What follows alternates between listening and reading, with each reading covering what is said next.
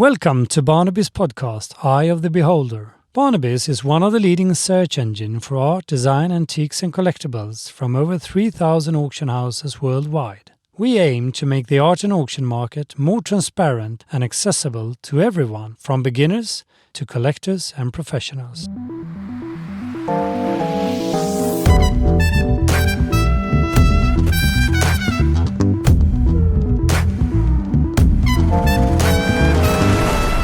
In today's episode, we talk to Matthew Rubinger, Chief Commercial Officer at First Dibs, and First Dibs Editorial Director, Anthony Brazilay Freund. Welcome to Barnaby's podcast. Thanks so much. Great to be here. Thanks so much for having us. But First Dibs has been a leading luxury e-commerce site for over 20 years. You were extremely early in the digital landscape, but now you have also entered the auction market. How come? I'll take that one. This is Matt. It's a really exciting next step for us. I think you're right. When people think of First Dibs, we've been around the block. People really understand our position in the market and what we do, and really think of us as a design and furniture and luxury goods and art marketplace. And for us, auctions actually felt like a natural extension. On the seller side, all of our sellers on site from around the world are the best dealers in the world. They're vetted by us. And for the most part, they're already working in auctions. They're either acquiring inventory there or selling some of their own inventory there. And on the buyer side, similarly, to a somewhat lesser extent on the trade designer side, but certainly on the consumer side, we know that many of our buyers buy at First Dibs and buy at auction houses. So given that our sellers are using auction and our buyers are using auction, it felt like a natural progression for us to go that direction, and different enough from what we do every day that auction allowed us to address some of the opportunities in our marketplace that on First Dibs, people really consider what they're going to purchase and really think about it and really search for the absolute perfect piece for the perfect part of their home or for their collection. Whereas at auction, it's, as we all know, it's extremely fast paced. There's a lot of excitement. There's a lot of discovery. And so it felt like both something sort of new and exciting to add on to First Dibs, but also a really natural extension of what we already do. We already have the auction inventory and we have the buyers and sellers. So offering the platform felt like an exciting next step. But how is First Dibs auction platform different from other competitors then, like Christie's, Sotheby's? I think it's different in a lot of ways. The fact that we're digital first allows us to do a lot of things quite differently. Importantly, we can be quite nimble, that we don't have to subscribe to the seasonal auction cadence, for example, that we can sort of take what we learned in marketplace, which is consumers like choice, consumers like access, consumers like being plugged into the best inventory around the world at their leisure, not just in May, but in August at 11 p.m., they may open a bottle of wine and want to look through an interesting furniture collection at auction or jewelry collection at auction. And so what we've allowed sellers to do is actually sort of be in control of their own destiny, that our dealers, they could decide today that they're going to put 5 really exciting items at auction tomorrow. It's not they submit those 5 items to auction, they're reviewed for a month, they're cataloged for a month, they're toured for a month, and then they sell, and then they're paid 2 months after that. It doesn't have to have the sort of 6-month lag that auctions tend to have. And so in that way, we've been able to sort of give sellers a lot of flexibility and a lot of control of how and when they want to sell. And on the flip side of that, we've been able to offer consumers access to a huge amount of inventory at auction whenever they're looking to buy, rather than just, on that evening in May. But I guess every single auction is online. As you mentioned, you digitalize. But what about, do you have a showroom as well if you want to see the handbags or a piece of furniture? We don't, but the vast majority of our dealers do, because all of our sellers are professional gallerists around the world. With extremely few exceptions, the items at auction are on view somewhere. It could be the case that if you're looking at a gallery that has a very beautiful but small gallery on the Upper East Side of New York City, the specific item they have at auction may be in storage, for example, so it might not be available. But one of the great things about how our platform works on the auction side and the marketplace side, which is also unique to us for auction, is that when you ask a question about an item, when you engage with an item, you're actually talking to the seller rather than talking to the middleman, the auctioneer, or First Dibs. So if there's an item that you see and you engage with the seller and say, oh, I see you're in Los Angeles. I'm interested in this item and I'm going to be in Los Angeles next week. Could I come see it? Chances are they'll work it out for you. You know, if the piece isn't already on view in their gallery, they'll bring it to you. But, you know, what we've seen is increasingly, certainly in the post-COVID world, more and more buyers are willing to engage without seeing the piece in person. You know, the vast majority of the sales that happen through First Dibs are thousands of miles apart. And that's sort of the sort of trust and confidence that we've built, but also that just sort of the world has changed. You know, we all buy differently online than we did even just a few years ago. Historically, you've been a site for design and antique dealers mostly, but now when you launched the auction platform, what determines what is sold at auction and what is sold at a fixed price? That's a good question. That's a good question. I mean, there's a couple ways to think about it. The way I think about it from sort of an inventory strategy perspective, if you want to sort of give it some corporate jargon, we really look at the data behind the items on our site. So at any given time, we have 1,700,000 items for sale on our site. And so we really have an enormous amount of data about inventory and the engagement that the items are getting. Where is traffic headed to? Where is demand the strongest? Where is demand over-indexing the supply we're offering? Where is demand under-indexing the supply that we're offering? So we've got a view of all of that. And we know that at auction, the name of the game is engagement. That needle in the haystack is a challenge at auction. It can work at marketplace, but at auction, you need the urgency, you need the demand, you need the competition. And so what we do on our seller side is we're able to guide them. We can say, for this particular item, our data is telling us that it will be successful at auction, and that's based on the type of engagement that we're expecting it to get once it's live on site.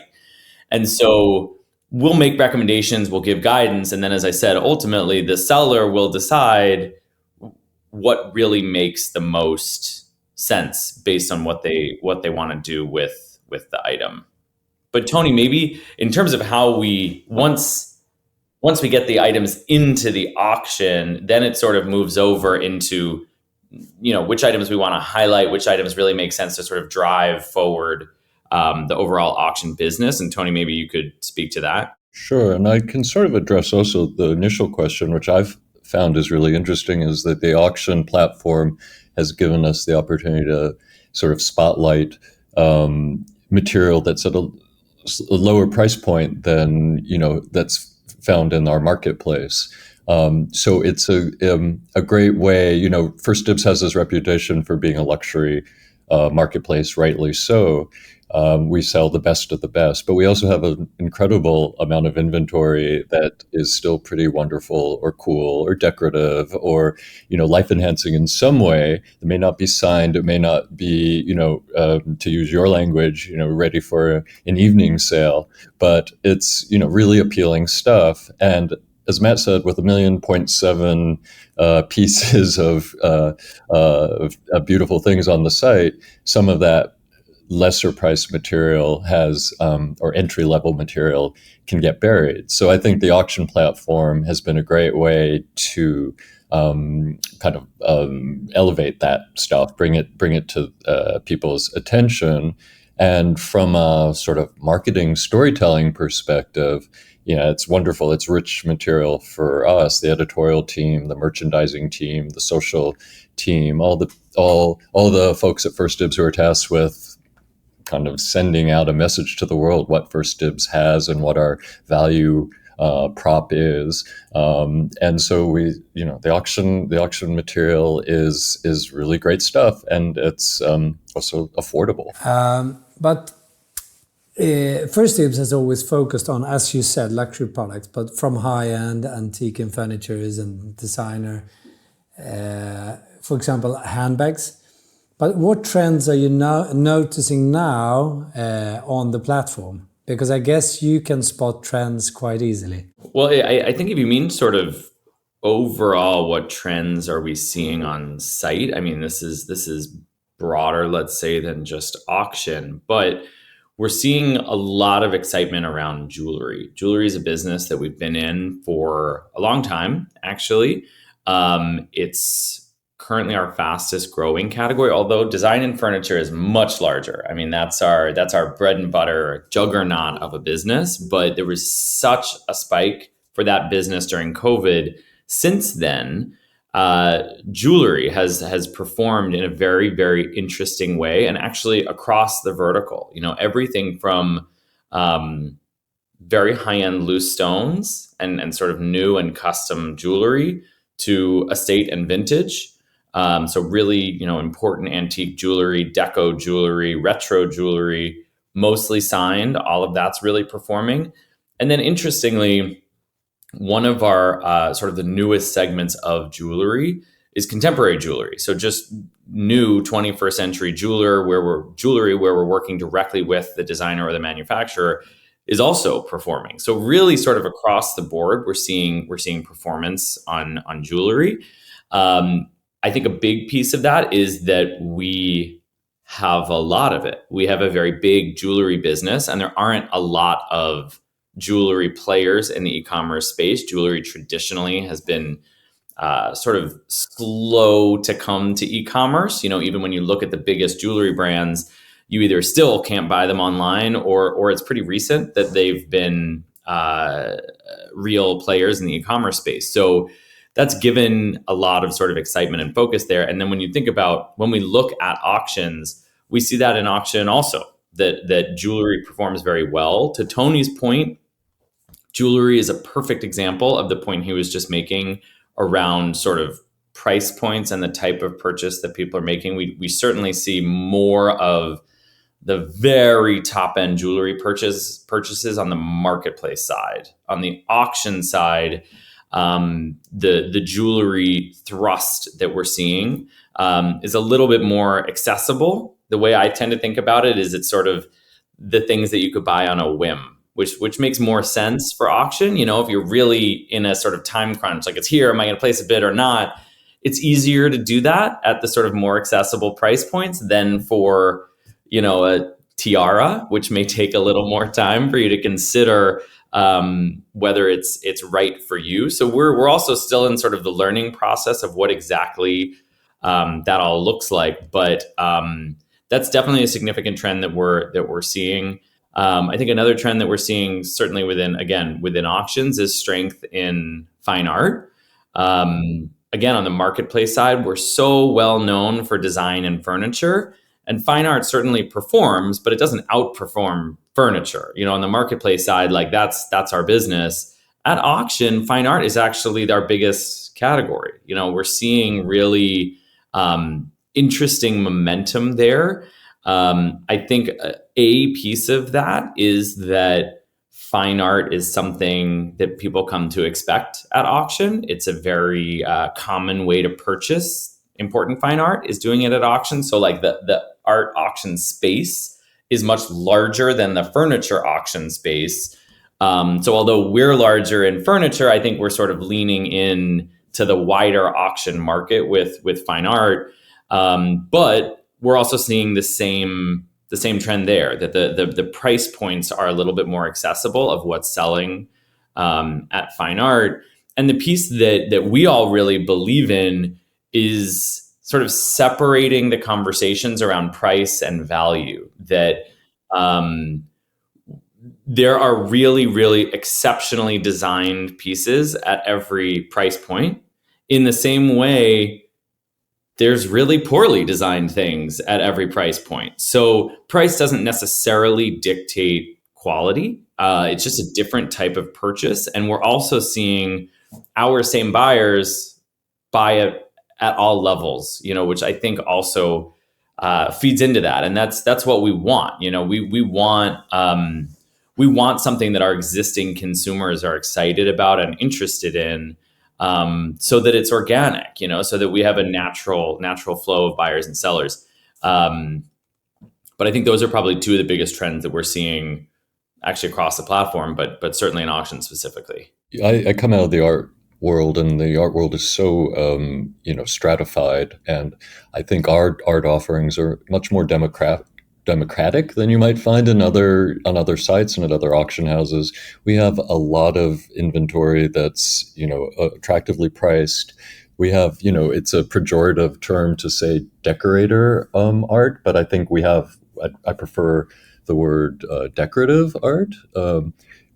Art that's really beautiful, botanicals, fashion photography, works by emerging artists that sort of tap into the zeitgeist, Slim Aaron's photos. So we have a lot of really wonderful pieces that can be found at a pretty great price, and frame them well. They really add a lot of impact. Again, they're not the evening sales names necessarily, but that again does not mean they're not quality and beautiful and can really make your home feel more special. So we have a lot of that material, and I think the auction audience is finding it and reacting to that kind of inventory. And I do think, just to add to that democratization point, that auctions, as we all know, in the big live auction setting, are also very highly curated, which also means that you're really leaning on sort of the point of view of a very small group of people. Whereas for us, even when Tony talks about emerging artists, that it's not just the emerging artists that a very small group of people have chosen to highlight. It's a much wider breadth that really gives people access to a lot of exciting work around the world that again is not sort of skewed or biased in anybody's specific direction. It's remarkable. Just preparing for this podcast, we were sort of looking at past sales to see where the trends are, and it's remarkable the variety of pieces that we're selling, from old masters, still lifes, to contemporary black and white photography and everything in between, which I think really speaks to what Matt's saying, this broad range of material that we have on offer, the eclecticism, I guess, of the First Dibs offerings, and that we have something basically that could appeal to anybody if you're willing to sort of dive deep into our inventory, and auctions helpfully bring a lot of that to the surface. So that's why I think the art is working on the auction platform. And it's quite rarely to buy a Picasso painting, oil painting, as your first purchase, right?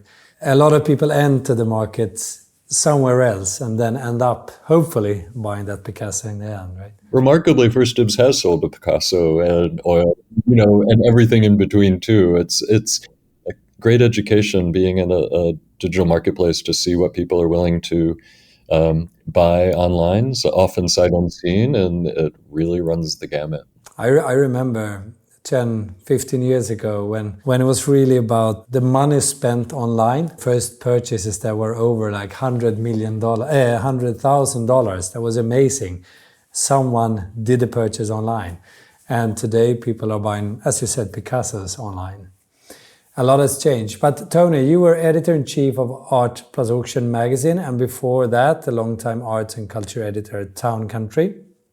I remember those titles as printed magazine. Am I wrong? Oh, yes, they were print. We had digital. Well, Town & Country at that time did not have a digital presence. That was the Hearst Corporation. They didn't invest in digital until after I'd left. Art and Auction had a artinfo.com was our sister digital publication, and much of our content went there. But this was in the aughts, so it was sort of the early days of content moving over to the digital sphere. What I love and why I came to First Dibs in 2010 was that we were already publishing a weekly digital magazine. I think we started in 2006, long before any sort of online marketplaces. We're looking at content and storytelling as a way to engage an audience, which I think is particularly important when you're operating on the high end, as we are in the luxury marketplace. You need to tell the stories behind these pieces because, one, you need to educate people. Two, you need to sort of romance them, romance the pieces. You need to contextualize what these pieces are. So we were at the forefront of storytelling and digitally, and we still, produce. I would say among the best, digital content that you can find on the web. We do long form storytelling at 1,000-word stories where we really deep dive into a creator, a maker. We'll highlight an auction lot that's particularly newsworthy, and it's been a great platform for me as an editor to be able to do this type of storytelling online, to transition from the wonderful world of print into, I would argue, the even more wonderful world of storytelling. But what would you say is the biggest difference between the online audience and the print magazine audience? I mean, I feel sort of blessed. The First Dibs buyer, whether it's the consumer or the interior designer or architect, they're highly engaged. They are really curious about our content, and they're willing to spend time on sort of real in-depth storytelling. I do some, as we call them, listicles or slideshows, but even our slideshows, we try to do very deep captions that really bring to life why this material is so important or interesting. You can buy a lot of new stuff that looks a lot like the vintage pieces and the antique pieces that we sell online. You can also buy lesser quality new stuff doesn't have the same creative impulses or quality or technical precision that our new and custom pieces have. But you have to pay a premium for that. And so it's really important to explain to people why provenance matters, why materials matter, why craftsmanship is important, why, a ding here or a bit of a damage there is not necessarily something to shy away from. And also how easy it is to bring an old piece of furniture back to life, or through upholstery, refinishing, a painting that may seem old-fashioned in your grandmother's frame, as that can actually feel really contemporary and of the moment if you put it in a cool new frame. So there are endless opportunities for great storytelling around the First Dibs marketplace. I've never come to a week and thought, what stories are we going to tell this week?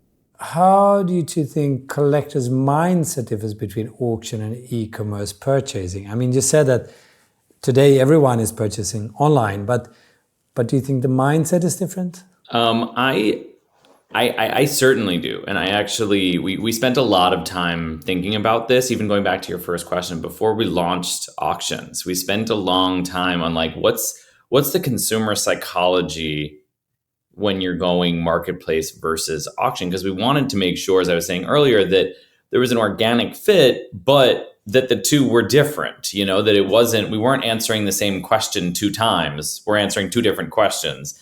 And so the way that we really think about it is that at marketplace, we know our buyer life cycle is very long, that there's a very long consideration set when somebody is deciding what they're going to purchase on First Dibs, which makes sense. These are expensive purchases. They're complicated purchases, anything from a piece of furniture to a piece of art. These are things that we all need to think about generally. And people are really seeking the perfect item. They're seeking something really specific that they have in mind, or something that they need to fit in a particular area. And they know what they want, and they're willing to wait and frankly pay for that really perfect item. Whereas the auction psychology is a little bit different, that there is a value there's a value thought that comes in right from the beginning. There's a little bit more about discovery. There's a little bit more around excitement. There's a little bit more of, let me open today's auction email and see what's available for auction and see if something catches my eye. And do I want to jump in and play the game? Where there's potentially a little bit less of that at Marketplace. The sort of game and mechanics of the transaction itself are more important at auction. At Marketplace, it's a means to an end. I want the item, I'm swiping my credit card for an item, and when I get it, that's it. At auction, the sort of mechanics of the auction come into play a little bit more. We see people coming back with higher frequency in a shorter period of time. They come look at the same item 3 or 4 times over the course of a few days, and then they place a bid right away. Whereas at Marketplace, it could be months instead of days. You may look at it less regularly. You may do more comparison shopping. You'll do more looking at a range of similar items and trying to decide which one makes the most sense. At auction, there's a little bit more impulse involved. There's a little bit more of, I found this, I love it, I'm excited about the price. Oh my God, the ticker is going down. This is going to end tomorrow. I'm just going to place a bid and see what happens. So I actually think that question that you're asking, that sort of buyer psychology is really important, because it's similar. We're selling the same items, but it's really a different sort of mindset that you're in. For example, it would be really difficult to move into a new house, have an empty living room, and then go to the auction and try to design an entire living room from an auction. That would be a challenge. Like, you would have to have a lot of patience and a lot of flexibility to do that. Whereas at Marketplace, you could search the entire marketplace of 1,700,000 items and find the exact right pieces to place in the exact right pieces of the room. The way I think about auction is, once you've designed the living room, you dot in a few really exciting auction items that sort of amplify the rest of the room, that amplify, if it's not a room and it's your collection of jewelry, you're not going to buy your entire jewelry collection at auction over the course of the next week, but you might dot in a few really special, exciting items that then, to Tony's point, have really interesting stories behind them, behind the maker and behind the provenance, but also the story of how you found it and the value you got for it and how you were competing with 3 other people from 3 other countries. Like, all of that comes into play a lot more. Yeah, I was going to sort of make the same point, which is at during COVID, we really noticed that we were hearing again and again the people who were buying from us. Well, really, everybody who was stuck in their homes and found they needed to really sort of up their game at home and make their spaces more comforting and beautiful. They were telling us that they really loved pieces that had stories behind them, the provenance, the craftsmanship, the story of the maker.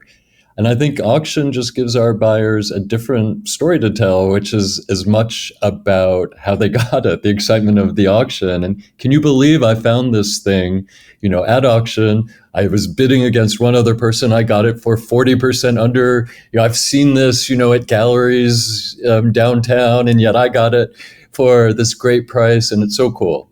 So it's a different type of, it gives people a different kind of storytelling, which I think, I always like to reduce everything to a story.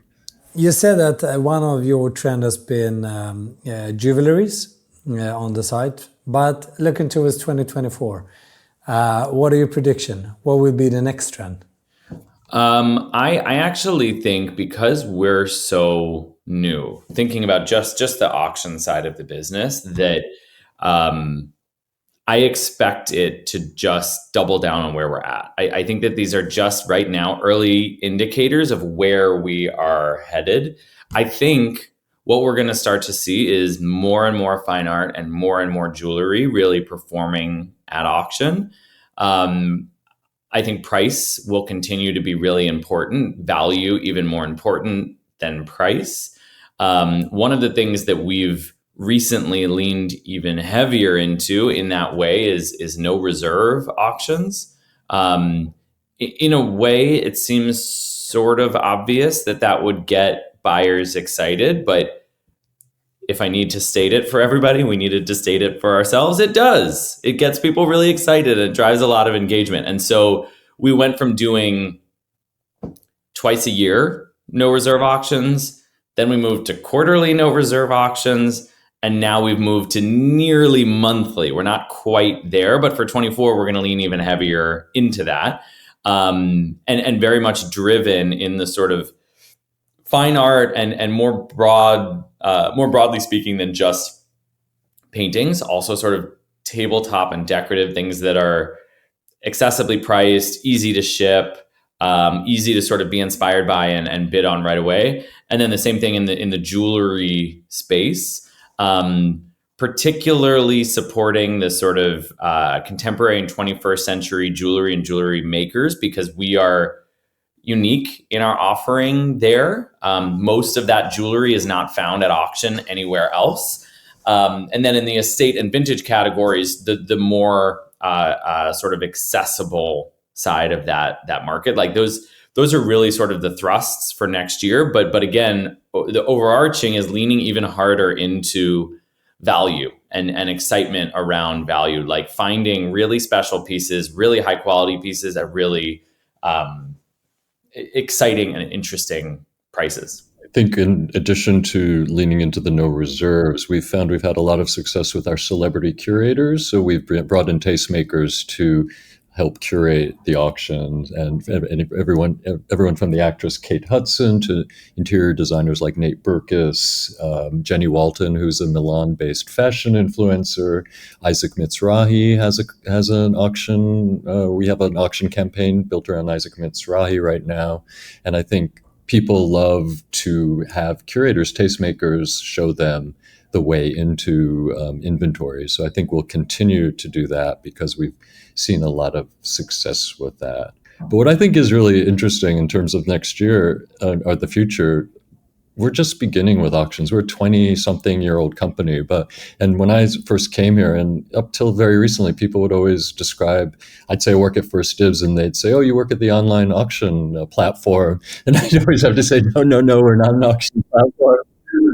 So now we are, but not everyone knows that. It's so I think we're still in the very early stages of training both consumers and our dealers that we have this incredible new way of offering great stuff. And I think as the word catches on, First Dibs has the luxury of having been in this business for a very long time, and things like our fine art division, which I helped start back in 2011 or 12, took a very long time for anybody to really understand that we sold fine art and that we sold great fine art. And now it's one of our strongest categories. The same with jewelry. Matt said, I think jewelry is from 2008 or 2009. I mean, and it's just catching on. So I think the auction platform is only at its beginning, and we have the patience and time and wherewithal and messaging in places like this to let people know about it. So everyone's really optimistic about its future.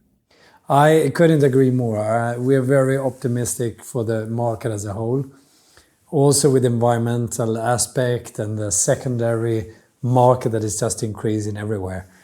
So yeah, no, I couldn't agree more. Thank you so much, Tony and Matt, for being on the podcast. And I wish you good luck now with the auction platform for 2024. Thanks so much. Thanks so much for having us. Thanks. To keep up with the latest trends and receive weekly updates on the art and auction world, subscribe to our newsletter on barnabys.com or read Barnabys magazine online.